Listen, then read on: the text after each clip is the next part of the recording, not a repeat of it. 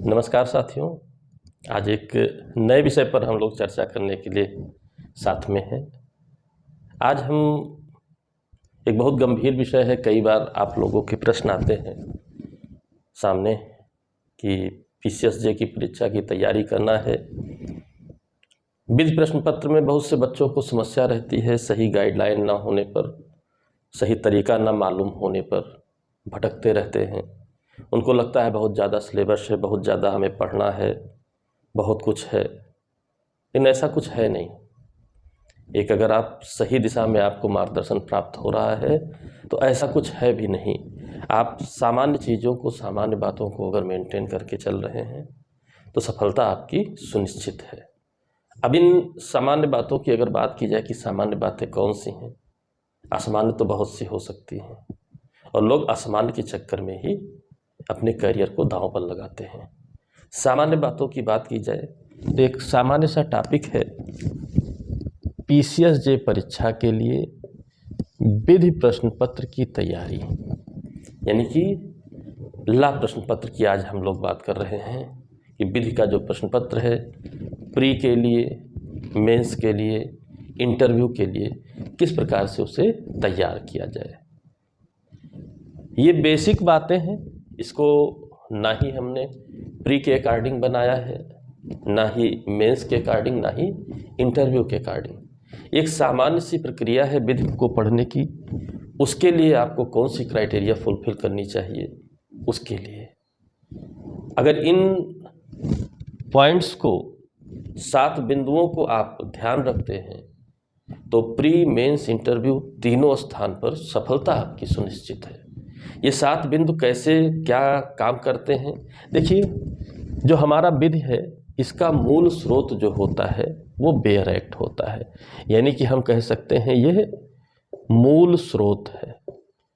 कुछ ही विधियां ऐसी हैं जो बेयर एक्ट्स में नहीं पाई जाती हैं, जैसे अपकृत्य विधि बेयर एक्ट नहीं है। जैसे सिलेबस के अकॉर्डिंग देखें तो अंतर्राष्ट्रीय जो हमारे अफेयर्स होते हैं लॉ से जुड़े हुए, उनका कोई बेयर एक्ट नहीं आता है। उनकी चर्चा हम कभी और कर लेंगे, लेकिन लगभग यहाँ पर आप उनकी पढ़ने के तरीके को भी आप समझ जाइएगा। बेयर एक्ट मूल स्रोत होते हैं, तो बिना मूल स्रोत के आप बेहतर परफॉर्मेंस कभी नहीं कर पाएंगे। बेयर एक्ट पढ़िए, लेकिन बेयर एक्ट पढ़ने का अर्थ ये नहीं है कि बस पढ़े जा रहे हैं, नहीं, आप पढ़े ही ना जाइए, बल्कि जब ये मूल स्रोत है, जड़ है, तो यहाँ आपको समझ भी बननी चाहिए, यहाँ आपकी समझ भी बननी चाहिए कि बेयर एक्ट का निर्वचन करते हुए आप पढ़िए। इन मूल स्रोतों का क्या करिए, निर्वचन करते हुए, इंटरप्रिटेशन करते हुए आप अगर पढ़ रहे हैं तो आपको आपकी कैपेसिटी में इम्प्रूवमेंट दिखेगा, याद आसानी से होने लगेगा, धीरे धीरे समझ में आसानी से आने लगेगा, एक बेहतर दिशा में आप जाएंगे। अच्छे लेखकों की, दूसरा बिंदु है हमारा अच्छे लेखकों की पुस्तकें। अच्छे लेखकों से मतलब यह है कि सिर्फ कोई भी पुस्तक लिख दे, कोई भी रिकमेंड कर दे, इसका अर्थ ये नहीं कि वो अच्छी हो गई। अच्छे का मतलब होता है जो एक विद्यार्थी की आवश्यकता है, उस आवश्यकता को पूरी करने वाली पुस्तक कौन सी है। किसी भी लॉ के किसी भी पार्ट के लिए बहुत से राइटर्स की पुस्तकें आती हैं, लेकिन विद्यार्थी की अपेक्षा क्या है वो पूरी होनी जरूरी है। ऐसे पुस्तकों का चयन करें जो आपकी अपेक्षा को पूरा करता हो।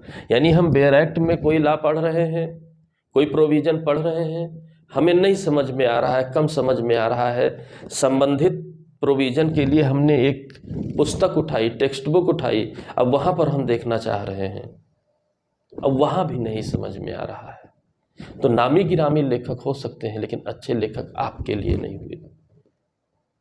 और वहाँ समझ में आ रहा है, यानी कि जो उपबंध एक ठेठ लॉ की भाषा में था, नहीं समझ में आया, वो अगर हमें व्यवहारिक भाषा में मिल रहा है, वो अच्छे लेखक की पुस्तक होगी। एक पहचान ये होती है, और दूसरी पहचान ये होती है कि उसकी व्याख्याएं इस प्रकार हो, रेफरेंसेज इस प्रकार हो कि हमारे अधिकतम क्वेश्चन कवर हो सके। अच्छे लेखक की पुस्तक होगी, इस पर आपको ध्यान रखना है।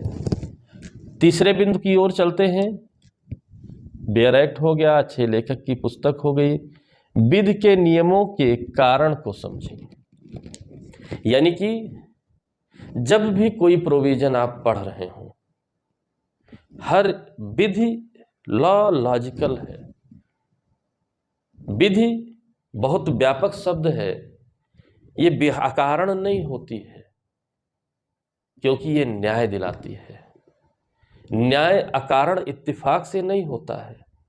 न्याय तमाम परिस्थितियों में जो कुछ युक्त होता है उसके अनुसार होता है।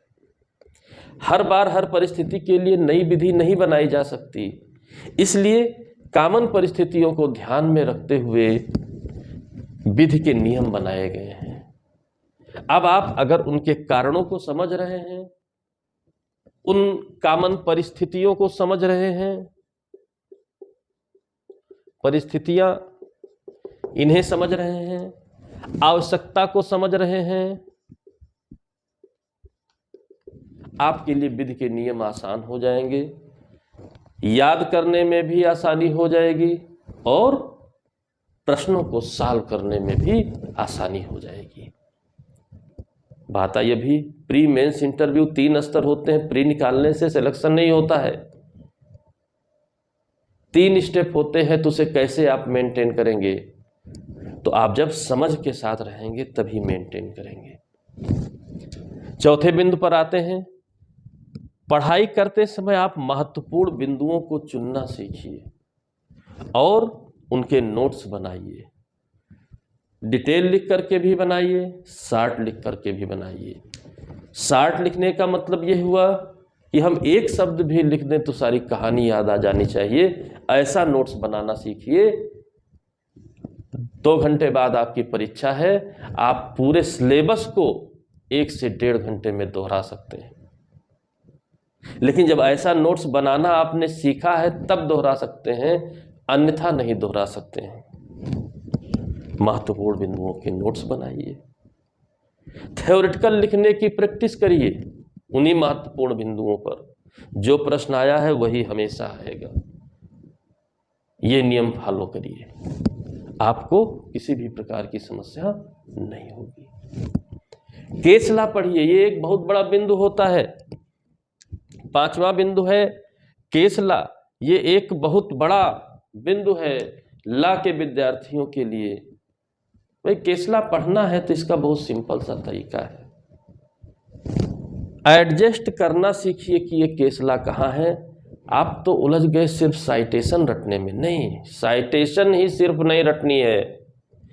ये केस लॉ कहाँ लिखे हैं, किस रेफरेंस में लिखे हुए हैं, क्या यहाँ पर न्याय किया गया है, क्यों आज भी ये 100 वर्ष पुराना केस लॉ है, 50 वर्ष पुराना केस लॉ है, आज भी ये क्यों प्रासंगिक है, क्यों आप पढ़ रहे हैं, कौन सी गाइडलाइन आपको मिल रही है, कौन सा डायरेक्शन आप मिल रहा है और क्यों मिल रहा है।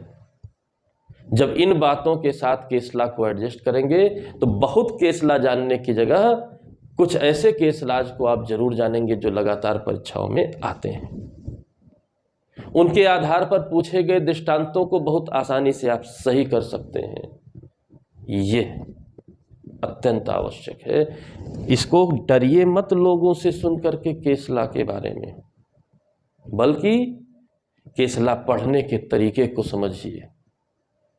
बच्चे लिस्ट बना लेते हैं केस लॉ की, और लिस्ट बनाइए, रटिए, इधर का केस लॉ उधर, उधर का केस लॉ इधर आ जाएगा।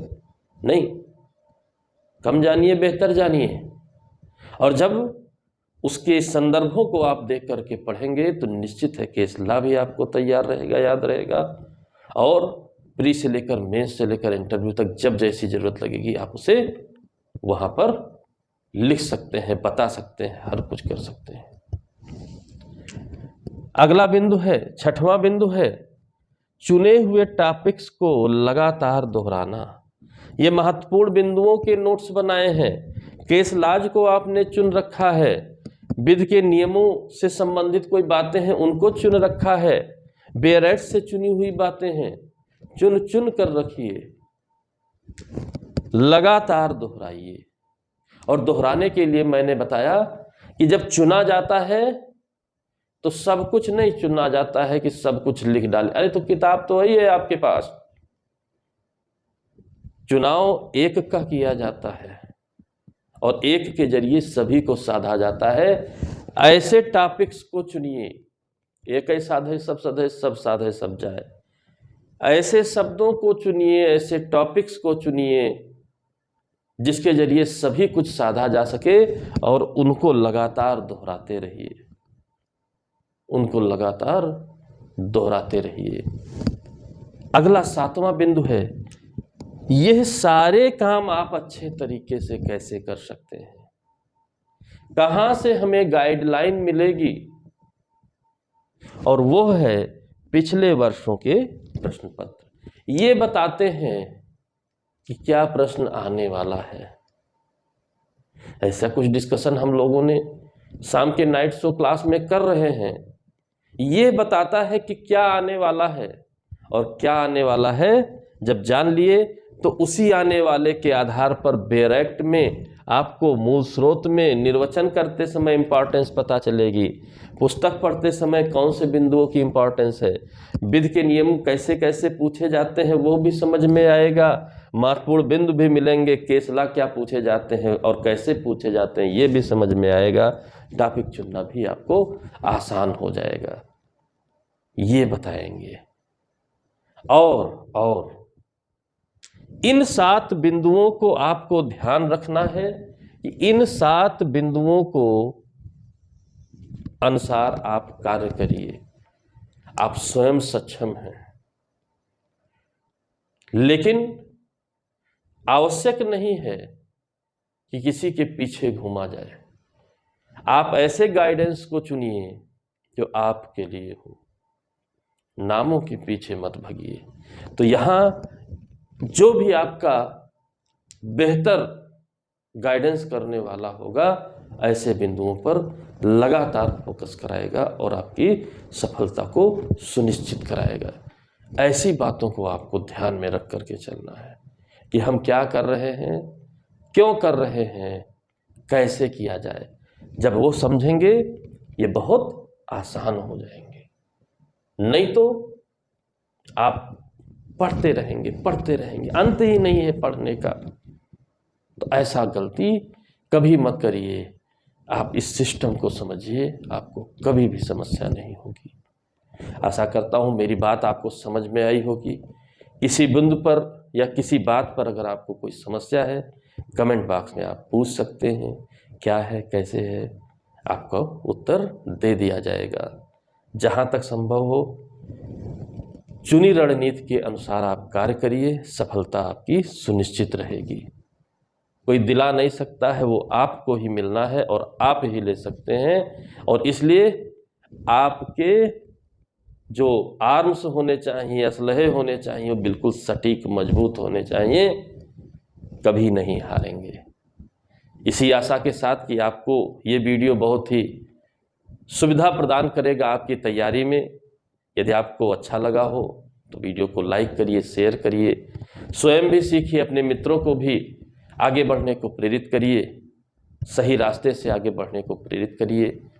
लाभ हमेशा सभी को होता है। अगर किसी के मन में कुंठा है कि हम जान लें किसी और को ना जाने, तो उसका हित कभी नहीं होना है, वो हमेशा प्यासा ही रह जाएगा। मिलजुल कर चलने में जो मज़ा है दूसरे तरीके से नहीं है। तो इस बात को ध्यान रखते हुए आप लोगों को और कोई समस्या हो मेंस के बारे में ही, कैसे नंबर ज़्यादा से ज़्यादा आएँ जल्द से जल्द, मैं उसके बारे में भी आप लोगों के समक्ष रहूँगा। तब तक के लिए जय हिंद, जय भारत, धन्यवाद।